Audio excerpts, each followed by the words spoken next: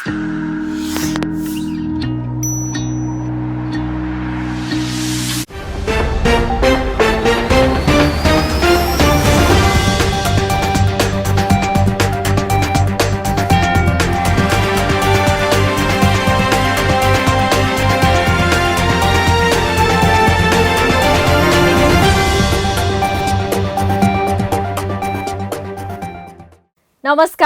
यो AB news खबरको संकेत हो। अहिले तपाईँ पालिकाहरूको खबर दिने नेपालको एकमात्र खबर बुलेटिन पालिका खबरमा हुनुहुन्छ म करिश्मा कार्की। पालिका खबर बुलेटिन आइसिआइडीले एबी न्यूज खबरमा प्रत्येक दिन साँझ 6 देखि 7 बजेसम्म र दिउँसो 3 देखि 4 बजेसम्म पुनः प्रसारण गर्दै आइरहेको छ। देशभरका 77 जिल्लाका रेडियोबाट पनि यो खबर बुलेटिन प्रसारण भइरहेको छ। आजको पालिका खबर प्रारम्भ गरौं मूल खबरबाट। सरकारको सिफारिसमा राष्ट्रपतिद्वारा प्रतिनिधि सभा विघटन, कार्तिक 26 र मंसिर 3 मा मध्यावधि निर्वाचन घोषणा, विपक्षद्वारा विरोध, सर्वोच्च अदालत जाने तयारी। कोरोना संक्रमणले मुलुक आक्रान्त बनिरहँदा बागलुङको धौलागिरी अस्पतालमा भने दरबन्दी रित्तिँदै, जनशक्ति नहुँदा उपचारमा समस्या हुँदै।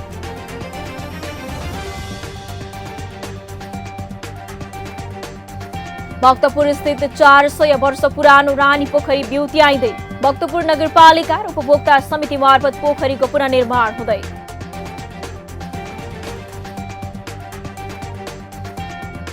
पाल्पाको रामपुर नगरपालिकामा ज्याग्दी पार्क बन्दै, महामारीमा पनि पार्कको काम निरन्तर हुँदै, निषेधाज्ञामा पनि 28 श्रमिक काममा खटिँदै।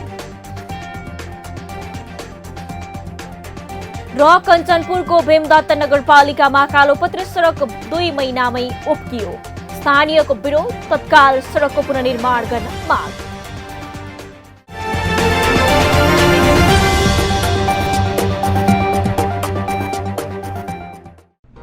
जन जनको आशा, भरोसा र विश्वास हो पालिका।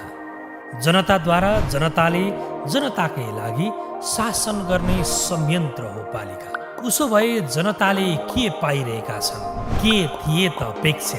नेतृत्व, नीति र व्यवहार सही छ? बजेट, कार्यक्रम र अभियान पर्याप्त छन्? गरेन, भएन, हुँदैन मात्र भन्ने कि अब यसो गरौँ र यसरी गरौँ पनि भन्ने? पहरेदारी र खबरदारीसँगै अब दिशानिर्देश गर्नु छ। हाम्रो स्थानीय सरकारलाई सचेत गराउने हाम्रै समाचारले हो। अब अट्ने छ सबैको खबर। यो हो पालिका खबर।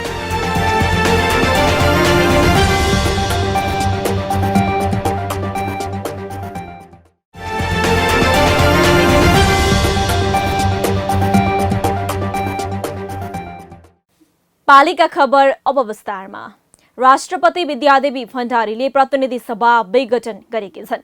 सरकारको सिफारिसमा राष्ट्रपति भण्डारीद्वारा संसद विघटन भएको हो। राष्ट्रपति विद्यादेवी भण्डारीले संविधानको धारा 76 को उपधारा 5 बमोजिम प्रधानमन्त्रीमा दावी गर्ने एमाले अध्यक्ष केपी शर्मा ओली र कांग्रेस सभापति शेरबहादुर देउवा दुवैजनाको बहुमतको आधार प्रस्तुत गर्न नसकेको ठहर गरेपछि प्रतिनिधि सभा संवैधानिक रूपमा विघटन भएको हो। विघटन भएसँगै कार्तिक र मंसिरमा चुनाव घोषणा गरिएको छ। पालिका सहकर्मी कृष्ण उप्रेतीको एक रिपोर्ट। केपी शर्मा ओली नेतृत्वको सरकारले शुक्रबार मध्यरातमा प्रतिनिधि सभा विघटन गर्दै मध्यावधि निर्वाचनमा जाने फैसला गर्यो। नेपालको संसदीय इतिहासमा विघटनको श्रृङ्खला यो छैटौं हो, जसमा सबैभन्दा बढी एमाले नेतृत्वको सरकारको पालामा भएको छ। ओलीकै पालामा 2 पटक सभा विघटन भए। आफूले प्रतिनिधि सभामा विश्वासको मत नपाउने भन्दै वैकल्पिक सरकार बनाउन मार्ग प्रशस्त गरेको ओलीले राष्ट्रपति विद्यादेवी भण्डारी समक्ष बिहिबार नयाँ प्रधानमन्त्री चयनको प्रक्रिया अघि बढाउन सिफारिस गरेका थिए। लगत्तै संविधानको धारा 76 5 बमोजिम राष्ट्रपतिले सरकार गठन गर्न आह्वान गरिन्। संविधानको धारा 76 को उपधारा 7 मा उपधारा 5 बमोजिम सरकार बन्न नसकेमा प्रधानमन्त्रीको सिफारिसमा राष्ट्रपतिले प्रतिनिधि सभा विघटन गरी 6 महिनाभित्र अर्को प्रतिनिधि सभाको निर्वाचन सम्पन्न हुने गरी निर्वाचनको मिति तोक्नेछ। सोही व्यवस्था अनुसार मन्त्री परिषदको सिफारिसमा राष्ट्रपतिद्वारा संसद विघटन भएको हो।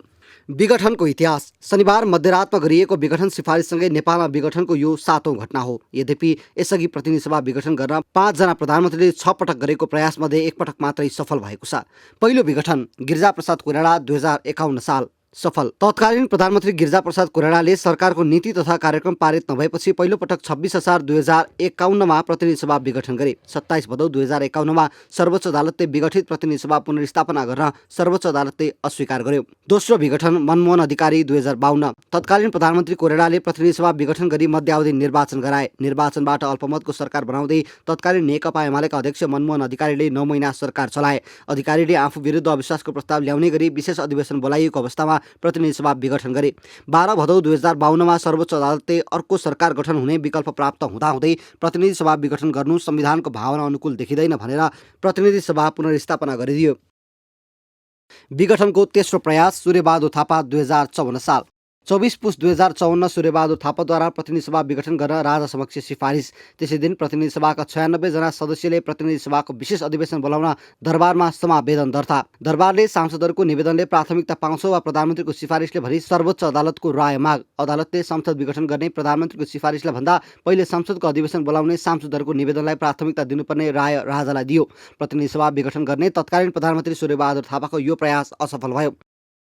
विघटनको चौथो प्रयास गिरिजाप्रसाद कोइराला 2055। गिरिजाप्रसाद कोइराला कांग्रेस एमाले सरकारका प्रधानमन्त्री थिए। 2055 सालको अन्त्यमा प्रतिनिधि सभा विघटनको सिफारिस गरे। प्रधानमन्त्री सूर्यबहादुर थापाको सिफारिसमा देखाइएकै कारणले सभा विघटन हुन पाएन। पाँचौं विघटन शेरबहादुर देउवा 2059 मा। 2056 सालमा भएको प्रतिनिधि सभाको निर्वाचनमा कांग्रेसले बहुमत प्राप्त गर्यो। देउवाले 8 असोज 2059 मा प्रतिनिधि सभा भङ्ग गरे। तोकेको समयमा निर्वाचन गर्न सकेनन्। राजाले शासन हातमा लिए। त्यस विरुद्ध भएको जनआन्दोलनको बलमा देउवाले भङ्ग गरेको प्रतिनिधि सभा पुनर्स्थापित भयो। छैटौं विघटन केपी शर्मा ओली 2077 मा। पुस 5 गते प्रधानमन्त्रीको सिफारिसमा राष्ट्रपति विद्यादेवी भण्डारीद्वारा संसद विघटन। सर्वोच्च अदालतको फागुन 10 मा फैसलासँगै प्रतिनिधि सभा पुनः बिउतियो। सातौं विघटन केपी शर्मा ओली 2058 मा। जेठ 7 गते मध्यरातमा प्रधानमन्त्रीको सिफारिसमा राष्ट्रपति विद्यादेवी भण्डारीद्वारा संसद विघटन। निर्वाचनको मिति घोषणा। मन्त्री परिषदको सिफारिसमा राष्ट्रपति विद्यादेवी भण्डारीले प्रतिनिधि सभा विघटन र नयाँ संसदको चुनाव घोषणा गरेपछि सरकार विरोधी गठबन्धन एक भएका छन्। उनीहरूले सरकारको कदमको एकजुट भएर विरोध गर्ने निर्णय गरेका छन्। तर यसपालि प्रधानमन्त्री केपी शर्मा ओली राजनीतिक र संवैधानिक रूपमा बलियो देखिन्छन्। कांग्रेस माओवादी एमालेका माधव नेपाल समूह र जनता समाजवादी पार्टीको बाबुराम उपेन्द्र समूह सरकारको निर्णयको विरुद्धमा छन्। उनीहरूले बैठक बसेर सरकारको निर्णयको विरोध गर्ने भएका छन्। तर विरोध फगत औपचारिकतामा सीमित हुन्छ वा उनीहरूले ठोस कार्ययोजना अघि सार्नेछन् भन्ने चाहिँ हेर्न बाँकी छ। के हो मध्यावधि निर्वाचन? मध्यावधि चुनाव भनेको निर्धारित समयभन्दा अगाडि नै हुने चुनाव हो। अहिले राजनीतिक परिस्थितिले पनि त्यही देखाएको छ। कार्तिक 26 र मङ्सिर 3 का लागि मिति तय भएको छ। तर राजनीतिक घटनाक्रमले यो चुनाव पनि सोचेको मितिमा नहुन सक्छ। ओलीले चुनाव नै गराउलान् भन्ने संशय एकातिर छ। त्यसैले धेरैले अहिले चुनावका लागि यसअघि बनाएको मन्त्री परिषदको अध्यक्ष जस्तै अर्को पात्र खोज्ने सम्भावना पनि छ। त्यसो हो भने विगतको नजिरलाई हेरेर कसैलाई अघि सारेर चुनाव घोषणा गर्नुपर्ने तर्क पनि उठ्न थालेको छ। तर जे भए पनि महामारीको समयमा गरिएको यो राजनीतिक परिवर्तन भने कुनै पनि हालतमा सही नभएको निष्कर्ष नागरिक स्तरमा छ। पछिल्लो राजनीतिले मुलुकलाई भने थङथिलो बनाउने पक्का छ। चालु आर्थिक वर्षको बजेट ल्याउँदा सरकारले धौलागिरी अस्पतालको स्तरोन्नति गरेर 200 शय्याको अस्पताल बनाउने घोषणा गरेको 1 वर्ष पुग्ने लाग्यो। घोषणा भएको 1 वर्ष समय बितिसक्दा न त पूर्वाधार थपिएको छ न त जनशक्ति नै। अस्पतालको स्तरोन्नतिका लागि विनियोजन भएको 1 करोड बजेटबाट शय्याका सामग्री त आए, तर मौजुदा जनशक्ति समेत दमादम सरुवा भइरहेको छ। अस्पतालको शय्या थप गर्नका लागि भवन छैन। 14 वर्षदेखि निर्माणाधीन अवस्थामा रहेको अस्पतालको सी ब्लक भवन कहिले बन्ने भन्ने टुङ्गो छैन। अक्सिजन प्लान्ट बिग्रिएको छ। बागलुङबाट पालिका खबरदाता तारानाथ आचार्यको एक रिपोर्ट।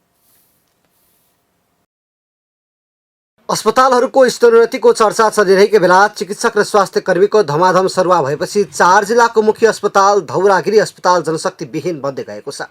अघिल्लो सातासम्म केही मेडिकल अधिकृत थिए, तर अहिले दरबन्दी पुरै खाली छ। जनशक्ति नहुँदा उपचार गराउन अस्पताललाई समस्या परिरहेको छ। धेरै सबै जस्तो बिरामीहरूलाई चाहिँ अक्सिजन चाहिने र जटिल प्रकारका बिरामीहरू र अहिले हामीहरूले पहिलेको भन्दा अहिले विशेष गरेर हामीले नर्मल बिरामी भन्दा माथि जुन उपचार गरिन्छ हाई डिपेन्डेन्सी एसडियुको पनि हामीले अहिले सञ्चालन गरिरहेका छौँ। आइसियु पनि सञ्चालन गरिरहेका छौँ र त्यस्ता अवस्थाका बिरामीहरूलाई जनशक्तिको निगरानी, डाक्टर, स्वास्थ्य कर्मी, नर्सिङहरूको निगरानी चाहिने बढी गर्नुपर्ने आवश्यकता छ। त्यसले गर्दा अहिले हामीलाई त्यसको व्यवस्थापनको लागि चिकित्सकको पनि अत्यन्त न्यून छ अहिले। 2066 सालमा जिल्ला अस्पतालबाट अञ्चल अस्पतालमा स्तर वृद्धि भएकोमा अस्पतालमा अहिले पनि उही बेलाको दरबन्दी छ। कोरोना महामारीको समयमा थप जनशक्तिको आवश्यकता छ। 50 शय्या क्षमताका लागि निर्धारण गरिएको 78 जनाको दरबन्दीमा कठिनले आधा जनशक्ति रहेको अस्पताल व्यवस्थापनले जनाएको छ। 16 जना विशेषज्ञ चिकित्सकको दरबन्दीमा 1 जना मात्र स्थायी चिकित्सक छन्। बाँकी 14 जना छात्रवृत्ति करारका विशेषज्ञ चिकित्सकले काम गरिरहेका छन्। 6 जना दरबन्दी रहेको मेडिकल अधिकृत सबै खाली भएको छ। विशेष गरेर मेडिकल अधिकृतहरू हामीलाई चाहिने जुन पहिलेको भन्दा पनि अहिले कम सङ्ख्यामा हामीसँग हुनुहुन्छ र अहिले 4 जना मात्रै मेडिकल अधिकृत भरमा चाहिँ चल्नु परेको छ। उहाँहरू चाहिँ इमर्जेन्सी विभागलाई मात्रै उहाँहरूको सङ्ख्याले पुग्छ र अहिले थप व्यवस्थापनको लागि विशेष गरेर 2 जना विशेषज्ञ डाक्टर त हुनुहुन्छ र उहाँहरूले मात्रै अब त्यसलाई व्यवस्थापन गर्न कठिन छ। र यो थोरै संरचनामा पनि हामीले अत्याधिक त्यसलाई स्पेसलाई युटिलाइज गर्न सकेका छौँ, तर हामीलाई धेरै त्यो कठिन भएको छ। जनशक्तिको अभावमा अस्पतालको आकस्मिक कक्ष सञ्चालनमा कठिनाइ भएको छ। सघन उपचार कक्ष र आइसोलेसन कक्षका लागि जनशक्ति नै छैन। अस्पतालले पाएको दरबन्दी अनुसार 2 जना एचए हुनुपर्ने हो। लामो समयदेखि एचए पद नै खाली छ। 4 जनाको दरबन्दी रहेको अहेबो पदमा समेत 1 जना छैनन्। नर्सिङ अधिकृत, स्टाफ नर्स र अनमी गरेर 24 जनाको दरबन्दी रहेको अस्पतालमा 4 जना स्टाफ नर्स अझै आएका छैनन्। एकदम ठुलो सङ्ख्यामा बिरामीहरूको फ्लोले गर्दाखेरि हामीलाई अहिले बेड व्यवस्थापन गर्न मात्र गाह्रो भएको।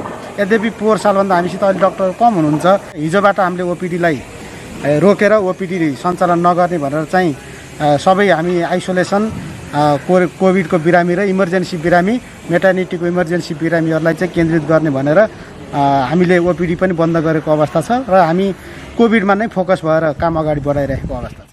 गण्डकी प्रदेश सामाजिक विकास मन्त्रालय र स्वास्थ्य सेवा विभागले अस्पतालमा कार्यरत स्वास्थ्य कर्मी तथा चिकित्सकको सरुवा गरेका हुन्। कोरोना महामारीको दोस्रो लहर चलिरहेको बेला अस्पतालको सघन उपचार कक्ष र आइसोलेसनमा बिरामी बढ्ने अस्पतालले आकलन गरेको छ। तर जनशक्ति र अक्सिजनकै अभावका कारण दुवै ठाउँमा उपचार गर्न कठिन हुने अस्पताल व्यवस्थापनले बताउँदै आएको छ। पालिका खबर बुलेटिनमा अब पालो ओपन ब्यालटको। आजको ओपन ब्यालटमा हामीले देशमा महामारी फैलिरहँदा राजनैतिक दल भने सत्ता स्वार्थमा लाग्नु कतिको उचित हो भनेर विभिन्न जिल्लावासीलाई सोधेका छौं। हेरौं के भन्छन् उनीहरू।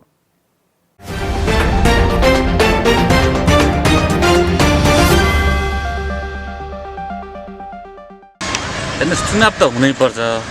अहिलेको स्थिति चाहिँ एकदम भयावह हो। कोरोनाले अहिले चाहिँ तपाईँको चाहिँ एकदम देशमा क्षति गरेको छ। तर पनि देश त सञ्चालन गर्नु पर्यो नि त। अहिले त तपाईँको हेर्नुहोस् त कस्तो देशको स्थिति, एकदम कसैलाई चलाउनै नदिने अवस्था छ, गर्नै नदिने अवस्था छ। यस्तो अवस्थामा कसैले काम गर्छु भने बेला पनि गर्न पाउँदैन। त्यस कारणले चुनाव भएर कसैले मिलेर कुनै एउटा आउँछ भने पनि त त्यसलाई चाहिँ एज इट इज मान्नु पर्यो नि त। त्यसैले चुनाव चाहिँ हुनैपर्छ। प्रधानमन्त्री केपी शर्मा ओलीले जुन हिजो सम्माननीय राष्ट्रपतिले आह्वान गरिसकेपछि दुवै दलको लागि ठुलो दलको हिसाबमा पहिला दर्ता गरिसकेपछि फेरि विपक्षी दलको नेता शेरबहादुर देउवाले पनि त्यहाँ आफ्नो दाबी प्रस्तुत गर्नुभयो र एकातिर पार्टीले निर्णय गरेर पठाएका सांसदहरू र अर्कोतिर हस्ताक्षरसहितका सांसदहरूको बिचमा जुन दोहोरोपना देखियो, त्यसले गर्दाखेरि राष्ट्रपतिलाई पनि एउटा के सहज भयो भन्ने महसुस गरेको छु भने यो एउटै एकातिर दलमा पनि हुन्छ भन्ने र अर्कोतिर व्यक्तिगत रूपमा जाँदाखेरि त्यो दल नमिलेका कारणले 78 सालमा जुन अहिले निर्वाचनको घोषणा भएको छ यो पक्कै पनि स्वागतयोग्य कुरा छ। सँगसँगै कोरोना महामारीको परिप्रेक्ष्यमा सरकारले जब सर्वोच्च अदालतले सबभन्दा ठुलो दल जुन नेकपालाई चाहिँ अलग गरिसकेपछि नेकपा एमाले र नेकपा माओवादी एकता केन्द्र अलग गरिसकेपछि यो सरकार अल्पमतमा पर्यो। अल्पमतमा परिसकेपछि केपी शर्मा ओली हालका प्रधानमन्त्री केपी शर्मा ओली विश्वासको मत लिन नसकिसकेपछि राष्ट्रपतिबाट 2 वा 2 भन्दा बढी दलहरूलाई बहुमत पुर्याएर प्रधानमन्त्री नियुक्तिको लागि आह्वान गर्नुभयो। त्यो आह्वान अनुसार कुनै पनि दलले बहुमत पुर्याउन नसकेको अवस्थामा फेरि पुनः केपी शर्मा ओली सबभन्दा ठुलो दलको हैसियतले प्रधानमन्त्री नियुक्त हुनुभयो। अहिले कोरोनाको एकदमै ठुलो महामारी चलिरहेको छ। यस्तो बेलामा नेताहरूले देशका जनताहरू बचाउने कार्यमा नलागेर उनीहरू सबै दलका पार्टीका नेताहरू उनीहरू सबै सत्ता हत्याउने खेलमा लागिरहेका छन्। यसबाट उनीहरूप्रतिको त्यो जुन चरित्र त छ, त्यसमा पनि अलिकति शङ्कास्पद लागिरहेको छ जनताहरूलाई। यो बेलामा सबै नेताका सबै पार्टीका नेताहरूलाई मैले एकजुट भएर अहिले देशका जनताहरूलाई बचाउने र सब परिस्थिति सामान्य भइसकेपछि बाँकी कामहरूमा लाग्दा हुन्छ भन्ने सूचना। यो देशको अहिले जुन यो राजनीतिक चलखेलहरू चलिरहेको छ, यसमा चाहिँ राजनीतिक सत्ताहरू सबैले आफ्नो पार्टी बचाउने र यो प्रधानमन्त्रीको रूपमा लागिरहेको बेला जनता देशमा चाहिँ यस्तो महामारीको अवस्थामा पनि नेताहरू चाहिँ आफ्नो कुर्सीतिर नलागेर जब यो महामारीबाट कसरी बच्ने, कसरी उम्किने भन्ने जस्तो समस्यालाई समाधान गरेर लाग्नुपर्ने जस्तो मलाई लाग्छ। किनभने यो नेताहरू चाहिने भनेको जनता हो। आज जनता बाँचिरहेछन् भने भोलि आएर त त्यही जनताले नेताहरूलाई सहयोग गर्ने हो। किनकि यो महामारीबाट हामी निस्किनलाई नेताहरूले जनताहरूलाई कसरी सहयोग गर्नुपर्छ, कहाँनिर हामीले कस्तो समस्यालाई समाधान गरेर के सामान ल्याएर हुन्छ त्यहाँतिर लाग्नेपट्टि छोडेर नेताहरू चाहिँ आफ्नो यो चुनाव र यो आफ्नो पार्टीलाई मात्र बचाउँदै लाग्दाखेरि मलाई चाहिँ अहिलेको जुन यो अवस्था देख्दाखेरि एकदम चिन्ताजनक लाग्छ। किनकि भोलिको पिँढीलाई जनताले नै त्यही नेताहरू चुनेर लग्दै गर्दा जनताहरूको मारमा परेको बेला चाहिँ नेताहरूले चाहिँ वास्तै नगर्नु कारण चाहिँ यो नेताहरूलाई मलाई अलि चाहिँ यो अलि बेठिक लाग्यो जस्तो लाग्यो। अहिले देशको कोरोना बढ्दो स्थितिमा नेताहरूले जनतालाई स्वास्थ्यमाथि विचार गर्नुपर्ने ठाउँमा आफ्नै कुर्सी तानातान गरेर चाहिँ जनतालाई नहेरेको बुझिएको छ। पहिला कुर्सीभन्दा जनता ठुलो हो। जनतालाई कोरोना सम्बन्धी चाहिने स्वास्थ्य सामग्रीहरू उपलब्ध गराइदियो भने कुर्सी त पछि पनि पाइन्छ।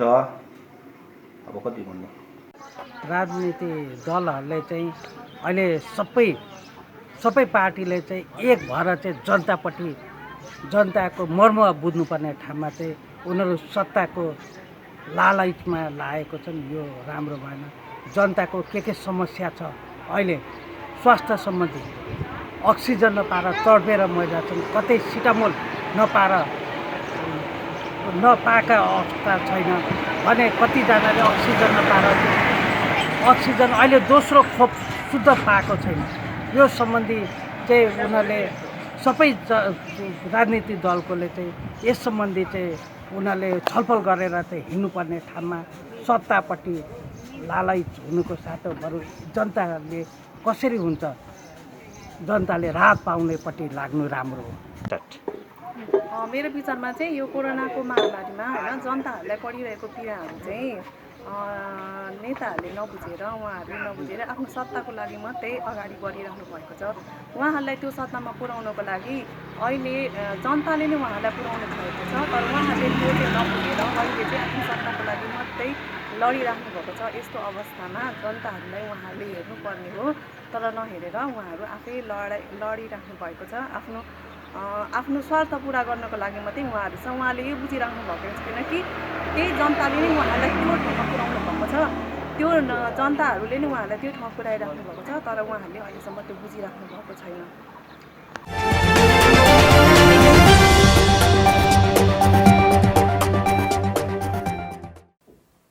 पालिका खबरको सिलसिला अझै जारी छ, त्यसअघि विश्राम अघि मूल खबर। सरकारको सिफारिसमा राष्ट्रपतिद्वारा प्रतिनिधि सभा विघटन, कार्तिक 26 र मङ्सिर 3 मध्यावधि निर्वाचन घोषणा, विपक्षीद्वारा विरोध, सर्वोच्च अदालत जाने तयारी। कोरोना संक्रमणले मुलुक आक्रान्त बनिरहँदा बागलुङको धौलागिरी अस्पतालमा भने दरबन्दी रित्तिँदै, जनशक्ति नहुँदा उपचारमा समस्या हुँदै।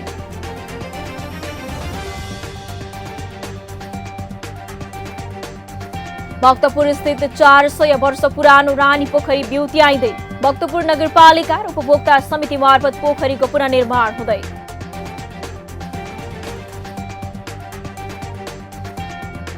पाल्पाको रामपुर नगरपालिकामा ज्याग्दी पार्क बन्दै, महामारीमा पनि पार्कको काम निरन्तर हुँदै, निषेधाज्ञामा पनि 28 श्रमिक काममा खटिँदै।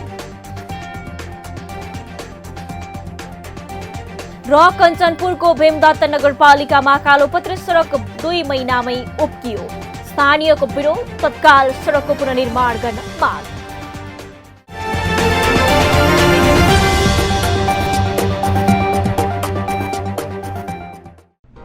जन जनको आशा भरोसा र विश्वास हो पालिका। जनताद्वारा जनताले जनताकै लागि शासन गर्ने संयन्त्र हो पालिका। उसो भए जनताले के पाइरहेका छन्, के थिए त अपेक्षा? नेतृत्व, नीति र व्यवहार सही छ? बजेट, कार्यक्रम र अभियान पर्याप्त छन्? गरेन, भएन, हुँदैन मात्र भन्ने कि अब यसो गरौँ र यसरी गरौँ पनि भन्ने?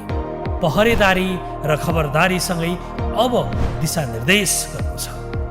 हाम्रो स्थानीय सरकारलाई सचेत गराउने हाम्रै समाचारले हो। अब अट्नेछ सबैको खबर। यो हो पालिका खबर।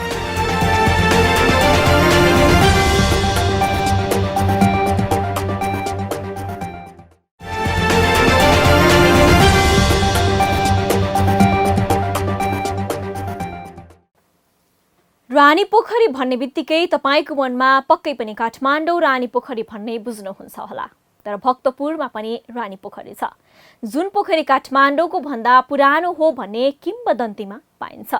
कुनै समय भक्तपुरको रानीपोखरीमा सर्वसाधारणलाई पस्न अनुमति थिएन। तत्कालीन राजा जगज्योति मल्लले नेपाल सम्वत 750 अर्थात् विक्रम सम्वत 1687 रानीपोखरीको निर्माण गरेका थिए। तत्कालीन बोलीचालीमा नुपोखु अर्थात् नयाँ पोखरी समेत भनिने सो पोखरीलाई राजा जगज्योति मल्लले आफ्नो रानीलाई समर्पण गरेपछि त्यसलाई रानीपोखरी भन्न थालेको इतिहास छ। अहिले उक्त पोखरीलाई बेउत्याउन भक्तपुरको भक्तपुर नगरपालिका लागि परेको छ। भक्तपुरबाट पालिका खबरदाता विपना मुसिखवालको एक रिपोर्ट। रानीपोखरी भन्ने बित्तिकै काठमाडौँको मध्यभागमा अवस्थित बाल गोपालेश्वर मन्दिर भएको पोखरी मानसपटलमा आउँछ। तर भक्तपुरमा काठमाडौँको भन्दा 40 वर्ष पुरानो रानीपोखरी छ। अहिले त्यसको जीर्णोद्धार भइरहेको छ। शाही कालमा सेनाको नियन्त्रणमा पुगेको भक्तपुरको रानीपोखरी काठमाडौँको रानीपोखरी भन्दा जेठो पोखरी हो। भक्तपुरका राजा जगज्योति मल्लले विक्रम सम्वत 1687 आफ्नी रानी राजलक्ष्मीको सम्झनामा पोखरी निर्माण गरेका थिए। काठमाडौँको रानीपोखरी भने त्यसको 40 वर्षपछि विक्रम सम्वत 1727 प्रताप मल्लले बनाउन लगाएका थिए। संस्कृतिविद पुरुषोत्तम लोचन श्रेष्ठका अनुसार प्रताप मल्लले भक्तपुर आक्रमण गर्दा यहाँका पोखरी भत्काएका थिए। भक्तपुरको रानीपोखरीमा क्षति पुर्याउने उनी नै थिए। उनैले भक्तपुरमा रहेको भुजुपुखुको नक्कल गर्दै काठमाडौँमा रानीपोखरी बनाएका थिए। पोखरीको बीचमा सुनको टाउको भएको नागको मूर्ति रहेको र चारैतिर विभिन्न कलात्मक मूर्तिहरूले घेरिएको इतिहासमा उल्लेख भएको पाइन्छ। 3 तहमा विभाजन गरेर निर्माण गरिएको पोखरीमा गहिराईतिरको पहिलो तह पानी भरिने, दोस्रो तहको चारैतिर विभिन्न कलात्मक मूर्तिहरू दिगुध्यो अर्थात् कुल देवता छन्। तेस्रो तहमा पोखरी घुम्न मिल्ने गरी बाटो बनाई छेउछाउमा रुख र 4 दिशामा 4वटा पाटे निर्माण भएको पाइन्छ। करिब 32 रोपनी क्षेत्रफलमा फैलिएको रानीपोखरी पुतली बगैँचा सहित सल्लाघार स्थित सैनिक आवासीय महाविद्यालयको हाताभित्र रहेको इतिहास छ। विक्रम सम्वत 2040 सैन्य तालिम केन्द्रका लागि सरकारले पोखरी आसपासका सार्वजनिक र सर्वसाधारणको जग्गा समेत नियन्त्रणमा लिएका थिए। पछि सो स्थानमा सेनाले विद्यालय सञ्चालन गरेको थियो। सर्वसाधारणलाई प्रवेश गर्न बन्देज लगाएपछि अहिले पोखरी आम मानिसको मानसपटलबाट हराउन थालेको छ। पानीले भरिएको पोखरी झाडीमा परिणत हुन पुग्यो। अन्ततः स्थानीय सरकार आएपछि रानीपोखरी पुनर्निर्माणका लागि सेना र स्थानीय सरकारबीच सम्झौता भयो। 5 वर्षमा निर्माण सम्पन्न गर्ने लक्ष्यसहित निर्माण कार्य सुरु हुन थाल्यो। रानीपोखरी अब 2076 साल जेठ 15 गतेबाट सुरु भएको र अहिले ठ्याम्मै यति मिटिमै सक्नु भन्ने अलिक भन्न मुस्किल छ। किनभने यो भित्रको काम अलिकता मेन्टेन गर्नुपर्ने काम भएको हुनाले त्यो नयाँ निर्माण जस्तो होइन, यो पुनर्निर्माण भएको हुनाले काम अलिकति ढिलो भएको हुना र ठ्याम्मै यति वर्षमा सक्ने भन्ने कुरा भन्दा पनि छिटोभन्दा छिटो सक्नु। उपभोक्ता समिति मार्फत पोखरीको पुनर्निर्माण हुन थालेको छ। झारैझारले घेरिएको पोखरीमा मूर्तिहरू समेत जीर्ण अवस्थामा पुगेको छ। सोही मूर्ति र पोखरीमा प्रयोग भएका सामग्रीलाई कोट्याएर भग्नावशेष अनुसन्धान गरी पुनर्निर्माण हुँदै आएको छ। पोखरीका पुराना सामानको पुनः प्रयोग गरी परम्परागत शैलीमा पुनर्निर्माण गर्न लागि छ। रानीपोखरीमा पुरानो दासी हप्पा, माटो, चुना, सुकीको प्रयोग हुँदै आएको छ। माटोको यो माथि पर्खाल लाउने चाहिँ अर्को मसलाले बनाएको हो। पुरानै शैलीबाट यो माटो युज गरेको छ होइन, यो अर्को मसला बनाएको होइन। करिब 400 वर्ष पुरानो रानी पोखरीको कुनै प्रमाण नभएकोले पुनर्निर्माण कार्यमा ढिलाइ समेत हुँदै आएको छ। पोखरीका भग्नावशेषका आधारमा त्यहाँको बनावट र प्रयोग भएका शैलीलाई अनुमानित रूपमा कार्य गर्दै आइएको छ। त्यसका लागि भक्तपुर नगरपालिकाले सहयोग गर्दै आएको छ। अनि यो हामी पोखरी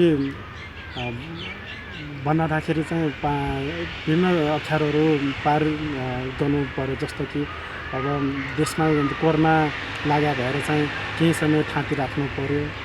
अनि पानी पर्दाखेरि काम गर्न नहुने पनि भयो। त्यो हिसाबले हामीले 76 सालदेखि गर्दै जेठदेखि गर्दै आएको भए पनि अहिलेसम्म पूर्णता दिन हामी सकिरहेको छैनौँ। अनि त्यही भएर पछि काम सुचारू रूपमा गर्दै जान सकियो भने चाहिँ अझै तुरन्तै सायद हामी भनौँ न 1-1.5 वर्षभित्रमै पूर्ण रूपमा हामीले यो पोखरी तयार गर्न सकौँला। रानी पोखरी निर्माण सम्पन्न भएपछि वर्षौंदेखि स्थानीयले पोखरीभित्र प्रवेश गर्न सेनाको अनुमति लिनुपर्ने छैन। काठमाडौँको भन्दा पुरानो भक्तपुरको यो रानी पोखरी आन्तरिक र बाह्य पर्यटकका लागि नयाँ गन्तव्य बन्नेछ। पालिका खबर बुलेटिनमा अब पालो पालिका टकको।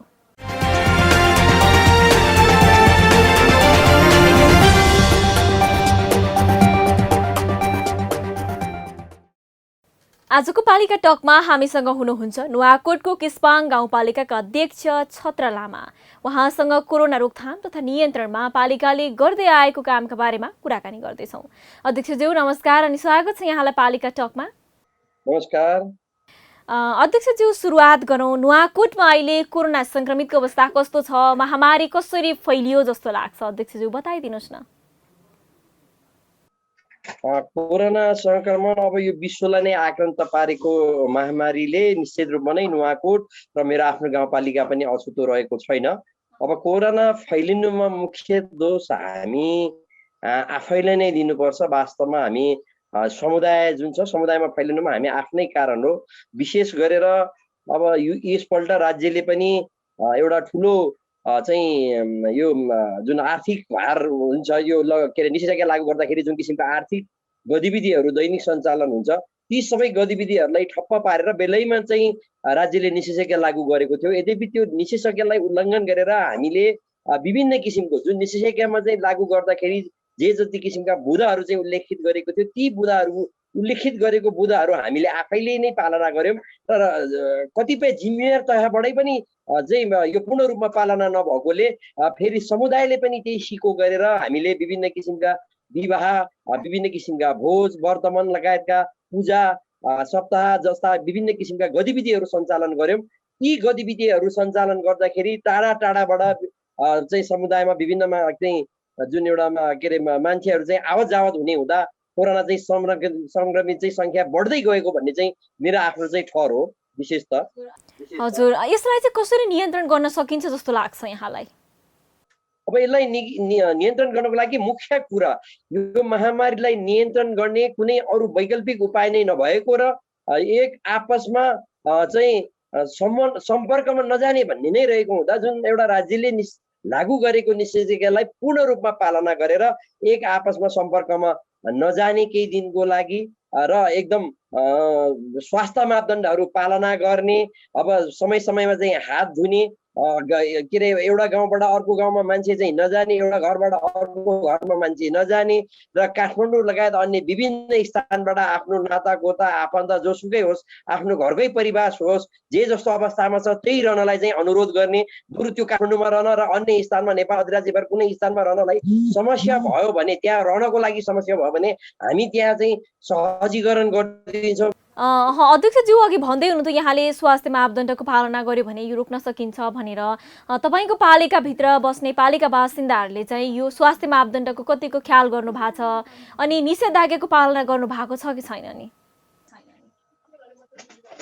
अब हामी चाहिँ कोसिस गर्दैछौँ उहाँहरूलाई पटक पटक चेतना एउटा चाहिँ फैलाउने खाले विभिन्न मेसेजहरू, विभिन्न सञ्चार माध्यमहरूबाट हामीले उहाँहरूलाई मेसेजहरू डेलिभरी गरेको अवस्था हो।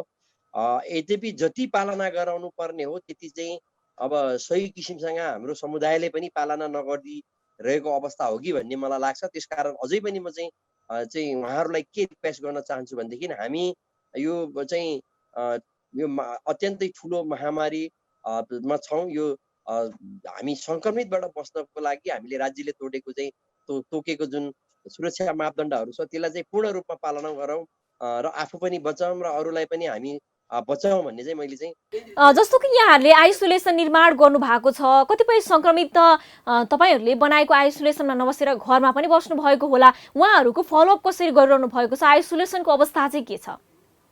अक्सिजन लगायत अन्य विभिन्न हामीले अरू स्वास्थ्य कर्मीदेखि लिएर सामग्रीदेखि रेडी गरेर व्यवस्था गरेर राखेको अवस्था हो। तर हामी कहाँ सबैभन्दा ठुलो अभाव भनेको चाहिँ के छ भनेदेखि त्यो लेभलको चाहिँ जनशक्ति हामीसँग एभाइलेबिलिटी छैन।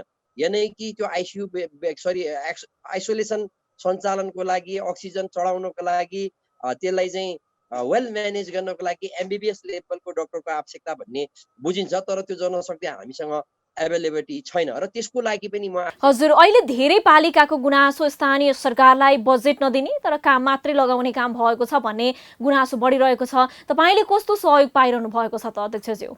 रहेको छ PHA मा र हामी कहाँ चाहिँ एउटा पनि डक्टर एभाइलेबिलिटी छैन। त्यसकारण त्यो स्थानीय तहसँग पनि पहल गरिरहेको अवस्था हो। र अरू कुरा के पनि भन्न चाहन्छु भनेदेखि हामी स्थानीय तहहरूले विभिन्न आइसोलेसन बेडहरू निर्माण गरेर राखेका छौँ। स्वास्थ्य सामग्रीहरू, अक्सिजन लगायतका अन्य स्वास्थ्य सामग्रीहरू पनि जोग गरेर राखिराखेका छौँ। तर यो जिल्लाभरिकै कुनै पनि स्थानीय तहहरूमा आइसोलेसनहरूमा जुन किसिमको चाप बिरामीमा चाहिँ भनौँ न, अब जुन किसिमले चाहिँ एउटा हुनु पर्थ्यो त्यो नभइकन सबै बिरामीहरू चाहिँ त्रिशुली हस्पिटलमा केन्द्रित भइरहेको। हजुर, हस्त अध्यक्षज्यू, यो महत्त्वपूर्ण समयको लागि यहाँलाई धेरै धेरै धन्यवाद। धेरै धेरै धन्यवाद।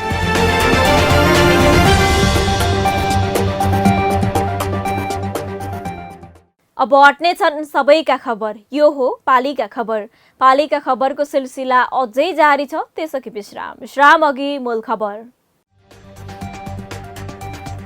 सरकारको सिफारिसमा राष्ट्रपतिद्वारा प्रतिनिधि सभा विघटन, कार्तिक 26 र मङ्सिर 3 मा मध्यावधि निर्वाचन घोषणा, विपक्षीद्वारा विरोध, सर्वोच्च अदालत जाने तयारी। कोरोना संक्रमणले मुलुक आक्रान्त बनिरहँदा बागलुङको धौलागिरी अस्पतालमा भने दरबन्दी रित्तिँदै, जनशक्ति नहुँदा उपचारमा समस्या हुँदै।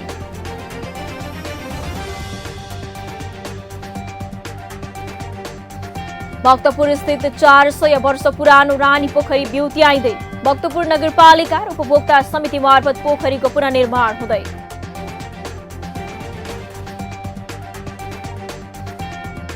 पाल्पाको रामपुर नगरपालिकामा ज्याग्दी पार्क बन्दै, महामारीमा पनि पार्कको काम निरन्तर हुँदै, निषेधाज्ञामा पनि 28 श्रमिक काममा खटिँदै। र कञ्चनपुरको भीमदत्त नगरपालिकामा कालोपत्री सडक 2 महिनामै उप्कियो, स्थानीयको विरोध, तत्काल सडकको पुनर्निर्माण गर्न माग।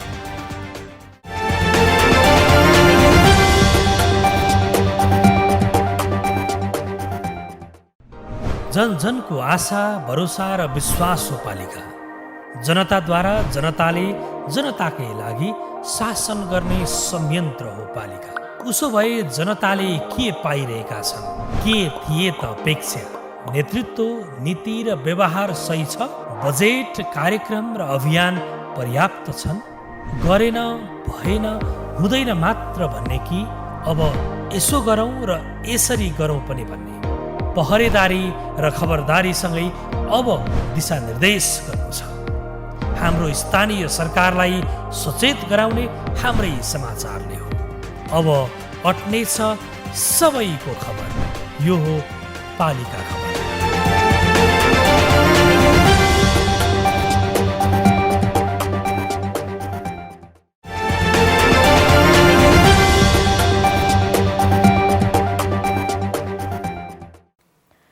कोरोना भाइरसको संक्रमणले मुलुक गाँजिरहेको छ, तर महामारीकै समयमा निर्माण व्यवसायी भने सडक निर्माण गर्न जुटेका छन्। कतै निर्माणको काम धमाधम भइरहेका पनि छन्, तर कतिपय स्थानीय तहमा भइरहेका काम भने कमसल हुने गरेको पाइएको छ।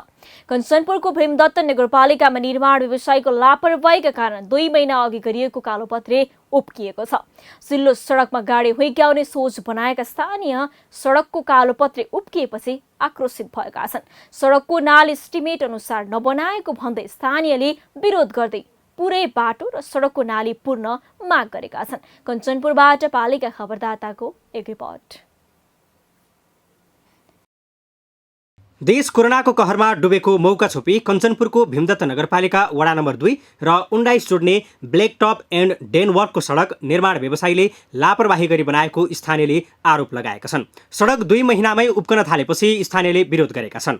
2 महिनामै कालोपत्रे उप्कन र सडकको नाली एस्टिमेट अनुसार नबनाएको भन्दै स्थानीयले विरोध गर्दै पुरै बाटो र सडकको नाली पूर्ण माग गरेका छन्।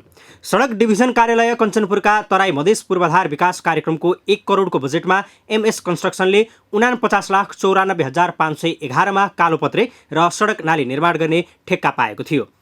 इस्टिमेटमा 407 मिटर लामो बाटो कालोपत्रे निर्माण गर्नुपर्ने र 45 सेन्टिमिटर गहिराईको सडक नाली निर्माण गर्नुपर्ने भए पनि सडकको नाली कतै 36 सेन्टिमिटर छ भने कतै 40 सेन्टिमिटर मात्रै छ। चित्त नबुझिएको होइन, अब यो पिच उघिरहेछ एक, अनि नाली 45 सेन्टिमिटर हुनु पर्यो, चित्त नबुझिएको 40 छ, अनि यो टुटेको ठाउँमा प्लस्टर हुनु पर्यो होइन। अरू केही होइन हाम्रो, अरू उहाँको त्यस्तो हामी केही पनि छैन, त्यति हो। यो लगभग 2 महिना जति भयो। अब यो उम्किन लाग्छ, खै कसरी उम्किन लागेको हो के हो यो थाहा छैन। दोस्रो गरेर अरू बाँकी केही छैन, अरू ठिकै छ। अब त्यति हो, त्यो बनाइदियो भने हाम्रो यिनी काम हामीलाई भन्छौँ यस्तो बना उस्तो बना भन्दा नि आफ्नो मनमर्जी मात्रै गर्ने के। इन्जिनियर साहब पनि त्यही गर्ने, ठेकेदार साहब पनि त्यही गर्ने। अब भोटा त कहिले के भन्ने, भोटा आफ्नो मान्छेले अब सबै एकजुट भएर काम त गर्दैछ हामी यहाँ, तर गर्ने उनी आफ्नै हिसाबले के। अनि रोडको कहिले भन्छ इन्जिनियर साहबले 40 मात्रै हो, हाम्रो यो नक्सामै छैन, यसमा हाम्रो इस्टिमेटै छैन यताउता भन्ने। अनि उहाँले सुरुदेखि नै इँटा चाहिँ उल्याउनु भएको छ दुम, त्यसमा पनि हाम्रो विरोध छ जम्मै पब्लिकको यहाँ हो कि यहाँ सबैलाई सोध्नुहोस् यहाँ। अनि त्यसपछि यहाँ रोलर लगाउने टाइममा पनि हामीले एनी टाइम भन्यो, घरमा खाना खाएर भन्यो ल यसमा रोलर लगाइदेऊ लगाउँछु मुखले भन्ने, यसमा पेलाइ नगर्ने। केही महिना अगाडि मात्रै निर्माण भएको सडक र नालीबारे स्थानीयबाट गुनासो आएपछि सडक डिभिजन कार्यालयबाट निर्माण स्थलमा नै आएर सडकको अवस्था हेर्दा सबै ठाउँमा रोलर राम्रोसँग नलागेकोले उप्किन थालेको हुन सक्ने र यसलाई पुनर्निर्माण गर्न निर्माण व्यवसायी तयार भएको सडक डिभिजन कार्यालय कञ्चनपुरका सब इन्जिनियरको भनाइ छ। लगभग यसो हेर्दाखेरि साइडतिर रोलिङ अलि गर्न गाह्रो थियो यसमा होइन। अब पब्लिक कमेन्ट आएपछि हामी पनि आज यसो अनुगमन गर्न आएको छौँ होइन, आएको छौँ। अब ठिक छ, अब त्यो अनुसारले यसमा चाहिँ 1 लट मेन्टेनेन्स गर्नलाई हामीले भनिसकेका छौँ। कन्ट्र्याक्टर तयार छ, अनि यहाँ चाहिँ लगभग मेटेरियलहरू सबै रेडी भइसकेका छ। आज बेलुका लगभग सुरु हुन्छ। उप्कन थालेको कालोपत्रे सडकलाई पुनर्निर्माण गरिदिनुपर्ने र सडकको नालीको 40 सेन्टिमिटर गहिराई मात्रै भएकाले सडक नालीलाई इस्टिमेट अनुसार 45 सेन्टिमिटरको नै बनाइदिनुपर्ने स्थानीयको माग छ। यो समय मुलुक कोरोनाको दोस्रो भेरिएन्टको प्रकोपमा छ। कोरोनाका कारण जारी निषेधाज्ञाले सर्वसाधारण घर बाहिर निस्किन पाएका छैनन्। एक ठाउँका मानिस अर्को ठाउँमा जाने, भेटघाट गर्ने कार्यक्रम, छलफल, गोष्ठी सबै ठप्प छन्। स्थानीय सरकारले कोरोना रोकथाम र नियन्त्रणमा ध्यान केन्द्रित गरेका छन्। सीमित विकास गतिविधिले मात्रै निरन्तरता पाइरहेको अवस्था छ। तर पाल्पाको पूर्वी भेग रामपुरमा पनि ज्याग्दे बृहत पार्क निर्माणले तीव्रता पाएको छ। पाल्पाबाट पालिका खबरदाता सुनिल कार्कीको एक रिपोर्ट। कोरोनाका कारण गाउँघरमा जम्मा भएका रामपुर नगरपालिका वडा नम्बर 6 का स्थानीयको सक्रियतामा अहिले पार्क निर्माणले गति पाएको छ। गाउँघरमा दिउँसो बिहान र बेलुका फुर्सदिला बनेका युवा पुस्तादेखि पाका पुस्तासम्मले पार्कको संरचना निर्माणदेखि रेखदेखसम्म गर्ने गरेका छन्। यी हुन् पाल्पाको पूर्वी भेग कालीगण्डकीको बेसी रामपुर नगरपालिका वडा नम्बर 6 तातोपानीका 61 वर्षीय तुलसीराम भण्डारी। भण्डारी बृहत ज्याग्दी पार्कमा निर्माण भएको पार्कमा बसेर आराम गरिरहेका छन्। आयुर्वेदमा पछिल्लो समय कोरोनाको औषधि मानिने गुर्जोको खोजीमा निस्केका भण्डारी घुम्दै फिर्दै ज्याग्दी पार्कमा आए। अहिले उनी जस्तै पार्क घुम्न आउने बढिरहेका छन्। यो गुर्जो त अहिले सबै गुर्जो औषधि खानु भनेर भनेका छन्। अब हाम्रो प्रेसर हाई भएकालाई पनि गुर्जाले ठिक गर्छ। यसलाई संस्कृतमा महौषधि भन्छ कि होइन, आयुर्वेदमा त्यो महौषधि भनेकोले यसले चाहिँ विभिन्न किसिमका रोगहरू नाश गर्छ र यसलाई खान त्यसै पनि राम्रो हुन्छ। यहाँ आ बेलामा पाइयो यो लिएर हिँडेको हो। अहिलेको कोरोनाको महामारी पनि छ के अरे, त्यसैले गर्दा र अब हाम्रो यसमा जडीबुटीहरू सर्पगन्धा भन्ने बुटो तपाईँ चिन्नु भएन उतु है, त्यो सर्पगन्धा पनि ठुलो औषधि हो। अनि यहाँ विभिन्न किसिम हाम्रो यहाँ पहिला परिवारमा एउटा देवीको थान थियो, त्यो देवीको थान मन्दिर भत्किएको छ, अब यहाँ देवीको थान मन्दिर बनाउनु पर्ने छ। अनि यो सबै आएर हामीले चाहिँ फुर्सदको समयमा रिलेक्सनको लागि यो राम्रो मानेको छौँ हामीले बनाउनु। नगरपालिकाले जुन काम गरिरहेछ नि प्रधानमन्त्री स्वरोजगार कार्यक्रम अन्तर्गत यसलाई चलाए जस्तो मलाई लाग्छ। कालीगण्डकीको आडमाथि रहेको समथर भूभागमा अवस्थित ज्याग्दी सामुदायिक वन क्षेत्रको 26 हेक्टर क्षेत्रफल मध्ये 8 हेक्टर क्षेत्रफलमा यतिखेर रामपुर नगरपालिका वडा नम्बर 6 को कार्यालयले ज्याग्दी वनलाई पार्कको रूपमा परिणत गर्ने प्रयास गरेको छ। प्रधानमन्त्री रोजगार कार्यक्रम मार्फत यस पार्कको संरचना, निर्माण, सरसफाई, रङरोगन लगायतको काम हुँदै आएको छ। ज्याग्दी पार्कमा पाका पुस्ताको मात्र होइन, नयाँ पुस्ताको समेत त्यस्तै भिड लाग्ने गर्दछ। यहीँ भित्रका चाहिँ प्राकृतिक र सानातिना चाहिँ अरू प्रकृतिभित्रकै काठहरू लगायतका चिजहरू प्रयोग गरेर जति सकिन्छ प्रकृतिसँग रमाउन सकिने खालको एउटा पार्कको निर्माण गर्ने अभियानमा हो। र सामुदायिक वन पनि 10 हेक्टर क्षेत्रफलमा फैलिएको, यो क्षेत्रफलको आधारमा र यसको चाहिँ पर्यटनका हिसाबले यो अलिकति बढी सम्भाव्यता बोकेको। चापाकोटबाट पनि नजिक, तनहुँ गाउँको चाहिँ तनहुँ जिल्लाको यो पश्चिम बेल्टबाट पनि नजिक, अनि तपाईँको नवलपरासीको पश्चिम क्षेत्रबाट पनि नजिक, र पाल्पाको चाहिँ यो पूर्वी क्षेत्र अन्तर्गतमा समथर भूभाग र पाल्पाको दोस्रो रमणीय स्थल पनि हो सदरमुकामबाट पर आएपछि। त्यो कारणले पनि यसको भविष्य पनि असाध्यै राम्रो छ। वडाले पार्कको डिपिआर तयार गरी पार्कको निर्माण सुरु गरेको हो। प्रधानमन्त्री रोजगार मार्फत 2700 मिटरको ट्र्याक निर्माण, गिट्टी बिछाउने, चौतारो, काठीपुल तथा बेन्च बनाउने, ट्र्याकका ढुङ्गा तथा रुखहरू सजाउने काम भइरहेको छ।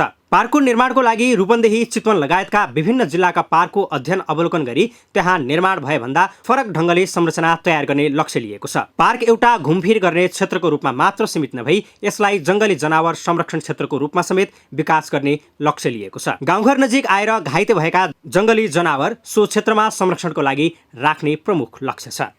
गत वर्ष 2075-76 मा हामीले सामान्य बजेट राख्यौँ। 4,90,000 रुपियाँ हामी दाम राखेका थियौँ।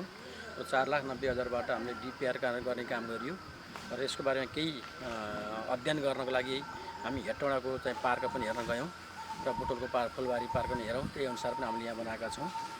धन्नै हाम्रो यसको 8 हेक्टर जमिनमा यो अहिले यो काम गरिरहेका छौँ।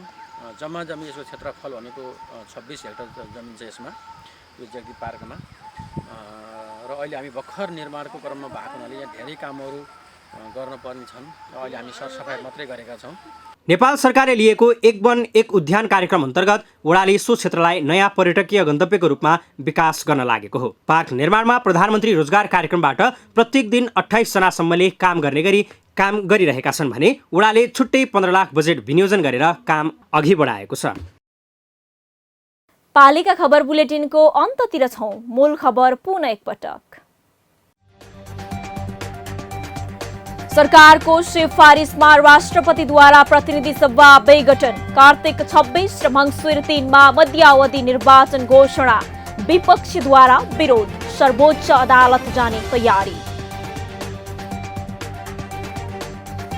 कोरोना संक्रमणले मुलुक आक्रान्त बनिरहँदा बागलुङको धौलागिरी अस्पतालमा भने दरबन्दी रित्तिँदै। जनशक्ति नहुँदा उपचारमा समस्या हुँदै।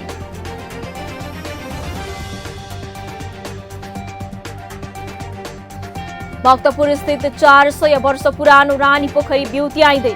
भक्तपुर नगरपालिका र उपभोक्ता समिति मार्फत पोखरीको पुनर्निर्माण हुँदै।